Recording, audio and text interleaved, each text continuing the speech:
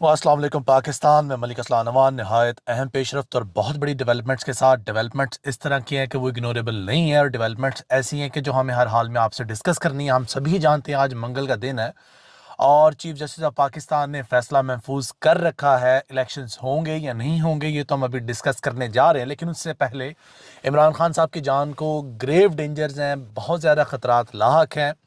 बकौल चौधरी ग़ुलाम हुसैन साहब के कि उनके कहने के मुताबिक कि इम्पोर्टेड गोलियां और इम्पोर्टेड स्नाइपर्स इंपोर्ट किए जा रहे हैं और जो ऐन मुमकिन है जो बुलेट प्रूफ जैकेट या गाड़ी या शीशे को भी आर पार कर सकते हैं।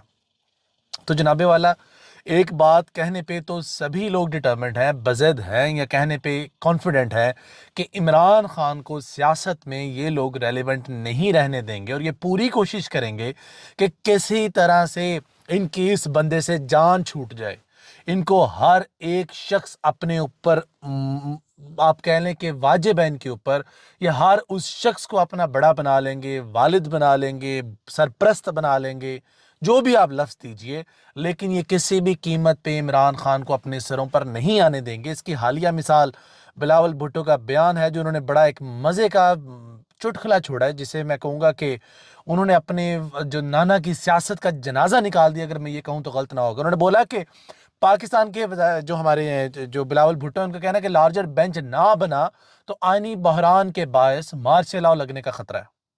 अच्छा, आपके नाना के आप जो जुडिशियल इनकाउंटर को क्या कहते हैं, अदालती कत्ल को आप क्या कहते हैं, ये मैं आप पे छोड़ देता हूँ। लाड़काना में खिताब करते हुए मौसूफ कहते हैं कि मुल्क की सियासत यरगमाल हो चुकी है और इलेक्शन के इल्तवा पर बनाया गया 9 रुकनी बेंच अब 3 रुकनी रह गया। उन्होंने कहा कि बेहतर है इस मामले पर चीफ जस्टिस आइन के मुताबिक एक लार्जर बैंक तश्कील दें और उन्होंने पाकिस्तान के अदलिया पर बात करते हुए कहा कि अदलिया का माजी हमारे सामने है। उनका कहना था कि पाकिस्तान पीपल्स पार्टी को इमरान खान की मकबूलियत का कोई खतरा नहीं, पीपल्स पार्टी हर वक्त इलेक्शन के लिए तैयार है। बिलावल भुट्टो का कहना था कि हमारे इत्तेहादियों के इलेक्शन पर एतराज़ात हैं और इन एतराज़ात में वजन है। वजन इस बात का है कि जनाबे वाला आप इलेक्शन से डर चुके हैं और ना सिर्फ पंजाब केपीके बलूचिस्तान बल्कि आपको अपनी जाती सीट यानी कि सीएम सिंध की भी लाले पड़ चुके हैं। चूंकि आपको सीएम सिंध अपना बनता दिखाई नहीं दे रहा तो आपको आपके इत्तेहादियों की बातों में वजन महसूस होने लगा, क्योंकि वो आपको बारहा बावर करा रहे हैं कि बिलावल साहब अगर इलेक्शन हुए झुरलू फिर जाना है और ये झाड़ू फिरने के बाद आपके हाथ कुछ नहीं आना। वो गंजे के सर पे नाखून वाली मिसाल बनेगी, एक बाल है वो भी स्क्रैच कर करके आपने उतार देना। जो 10 सीटें रह जाएंगी वो भी आप उसका जनाजा निकालेंगे। मुझे तो डर है आपका अपोजिशन लीडर भी नहीं बनना। पंजाब केपीके बलूचिस्तान में तो भूल जाएं, अब आप बात करें अपने सिंध की। लेकिन चलें, उन्होंने कहा कि अदलिया में जो कुछ हो रहा है वो कौम के सामने है। 3 जज साहबान को सोचना चाहिए कि क्या हो रहा है, ड्रामा हो रहा है। ये क्रिएट किसने किया है? ताकतवर लोगों ने किया है। ताकतवर कौन लोग हैं ये मुझे नहीं पता। दूसरे जज ने जुडिशियल नोट के जरिए कहलवाया कि पंजाब इलेक्शन पर सूमोटो बनता है, आपके अपने जजेस आपके किरदार के खिलाफ हैं। मुनासिब बात है कि लार्जर बेंच बना दीजिए। एक तो लार्जर बेंच बनाने की मुनासिब बात की जा रही है, दूसरी तरफ जजेस को यरगमाल किया जा रहा है। अब जजेस के खिलाफ रेफरेंसेस आ रहे हैं, सुप्रीम कोर्ट का फैसला आ जाना है। इसके मतन में पीडीएम की नींदें हराम हुई हैं। एक ही दिन में 2 इजलास बुलाए गए 24 घंटों के अंदर, एक दिन में एक रात में, एक दिन के बयानिए के लिए एक रात के बयानिए के लिए। अभी जो रात के उनके बयानिया जात हैं, अगर मैं उनकी तफसीलात आपके साथ शेयर करूं कि पाकिस्तान वज़ीर आज़म शहबाज शरीफ के ज़ेर सदारत वफाकी काबीना का इजलास, रजिस्ट्रार सुप्रीम कोर्ट की खिदमात वापस लेने का फैसला, एस्टेब्लिशमेंट डिवीजन रिपोर्ट करने की हदायत। भाईजान मैं कहूँ कानून की धज्जियां उड़ गई हैं इस फैसले में, तो ये कहना बेजाना होगा, क्योंकि एक बड़ी अजीब चीज़ है कि पता नहीं लोगों को कब समझ आएगी कि जो कानून पाकिस्तान है वो क्लियरली इंडिकेट करता है कि as per 2015 rules of service supreme court rule number 12 it is in power of chief justice of Pakistan alone to revert back the registrar. जो federal government simply can not do it, जो simply federal government है वो आपकी नहीं कर सकती। 2015 के अंदर एक कानून बना जिसका रूल नंबर 12 है, वो कहता है कि चीफ जस्टिस ऑफ पाकिस्तान सिर्फ और सिर्फ ऑल इन ऑल है।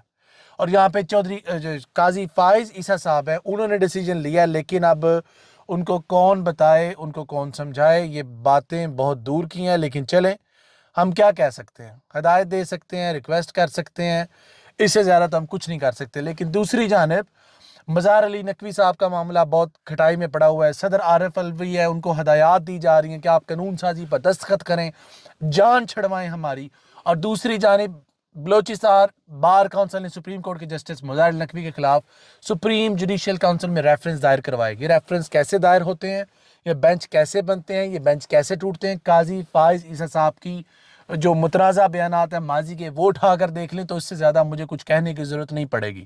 لیکن چلیں، جسٹس مزار علی نقوی کے خلاف reference vice chairman Balochistan bar council executive committee نے لیا اور ممبر بلوچستان بار کونسل راجب بلیدی کی جانب سے دائر کیا گیا۔ ریفرنس میں پنجاب کے سابق وزیر اعلیٰ پرویز الہی کی آڈیو لیکس، غیر قانونی احساسات اور وکیل بیٹوں کی غیر قانونی پریکٹس میں مدد دینے اور فیصلوں پر اثر انداز ہونے کا الزام لگایا گیا ہے۔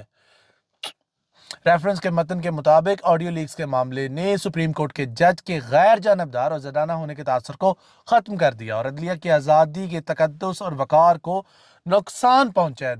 جناب والا جو ڈرامے لگ رہے ہیں نا، اس سے جتنا نقصان پہنچ رہا ہے نا، یہ تو اس کے سامنے کچھ بھی نہیں ہے۔ ریفرنس کے متن میں کہا گیا کہ جسٹس مزار علی نقوی کے احساسے ان کی آمدن سے زائد ہے، شواہد و واقعہ نے جج کی ساکھ کو نقصان پہنچایا، ان کے خلاف آئین اور قواعد و ضوابط کے تحت سپریم جوڈیشل کونسل میں مقدمہ مؤخذ کیا جائے۔